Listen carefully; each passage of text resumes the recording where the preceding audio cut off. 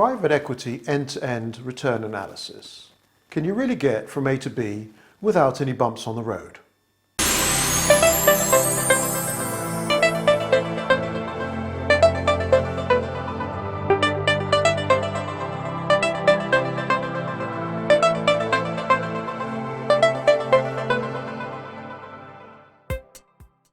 The way analysis works for end-to-end analysis in private equity is that you assume that an investor can purchase the whole asset class at net asset value on a certain date, hold those assets for say 10 years, and then sell those assets at the end of the period, again at the net asset value, while in the meantime benefiting from all cash flows, inflows and outflows in the meanwhile. So the question is this an accurate method of analysis of returns in private equity? Let's take the example of a study performed by Cambridge Associates of venture capital investments in the US, and they took the period from the end of June 1999 through to the end of June 2009, so a 10-year period. And they worked out that in that period the end-to-end returns in the venture space in the US was 14.5%. So if we think about it, we're assuming that an investor is going to be buying the venture capital asset class in the middle of June 1999 and then holding it for 10 years.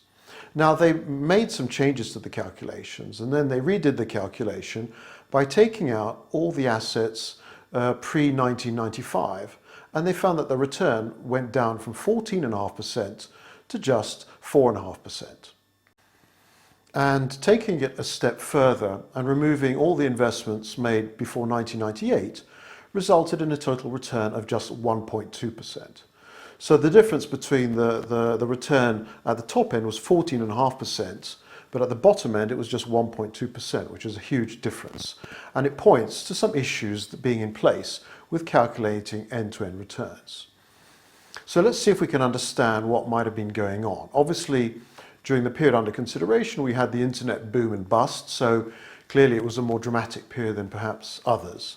But let's say I'm a venture capital fund and I've made a bunch of investments sometime in 1995, and I bought them at a good price. And then I hold those investments on my books at the cost.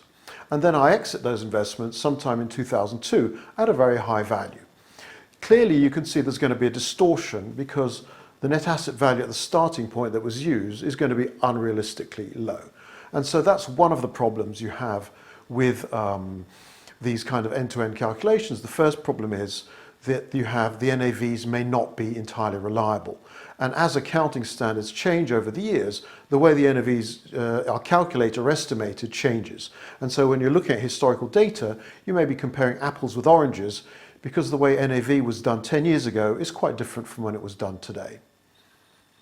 The second distortion you might get is that these calculations are cash weighted. In other words, if you have a year where a huge amount of investment was made compared to previous year, that year is going to have a disproportionate influence.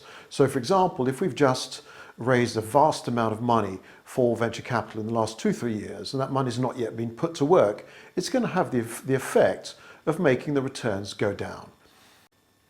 So to summarize, the two main distortions of end-to-end IRR calculations are unreliable NAV estimates, and secondly, the distortion caused by some years which have large amounts of investment compared to others.